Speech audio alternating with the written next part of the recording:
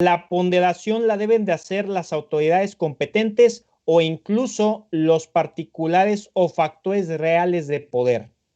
No, es muy clara. En el caso de México, nuestras leyes establecen el test de proporcionalidad o el principio de proporcionalidad para poder hacer esta valoración de derechos. Recordemos que lo dice la misma Constitución, no son derechos absolutos. Los principios de los derechos humanos que establece el artículo primero nos hablan de una interdependencia, de una indivisibilidad, de una universalidad y una progresividad.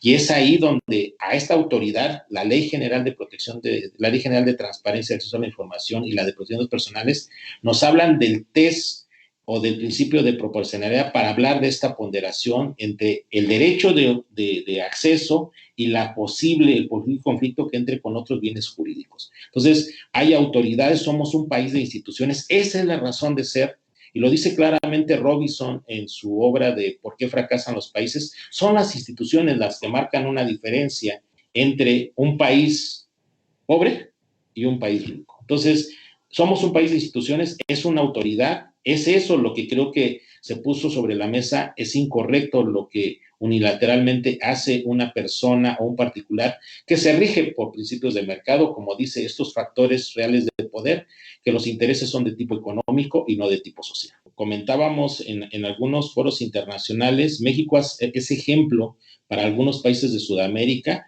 particularmente, por ejemplo, España, de donde nosotros hemos ido detrás de ellos para hacer nuestra normativa en protección de datos personales, porque, bueno, pues ellos nos llevan décadas de trabajo en este tema. Sin embargo, en materia de transparencia y acceso a la información pública, actualmente, por ejemplo, España, la dependencia o la instancia que está encargada de este tema pertenece al Ejecutivo Federal o al Ejecutivo en España, y lo que está planteando es que va a transitar al modelo como maneja México para que sea una instancia fuera del poder legislativo y que, bueno, precisamente se sume al esquema que trae, por ejemplo, la Agencia de Protección de Datos Personales, que es una instancia que garantiza la protección de los datos personales. Entonces, hemos sido modelo. Nosotros recordemos que en 2016, después de que hace una evaluación con cientos de normativas de otros países, México ocupa el primer lugar como la ley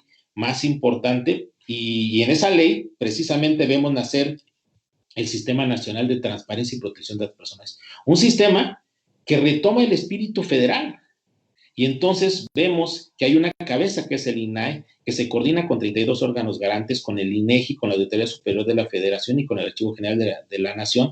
¿Para qué? Para garantizar esta transparencia horizontal y vertical en todos los ámbitos donde lo público, los recursos públicos y los actos de autoridad estén vigentes. ¿Por qué me tengo que limitar en el uso de las tecnologías de la información? Porque hay unas cuantas empresas que están anteponiendo el interés económico sobre el interés social y el bien común. Bueno, pues ya lo vimos con el tema de que la globalización y estas transnacionales que quisieron imponer sus aspectos en los estados-nación. Bueno, pues ahí tenemos la Unión Europea, que formó una región de libre mercado y está funcionando.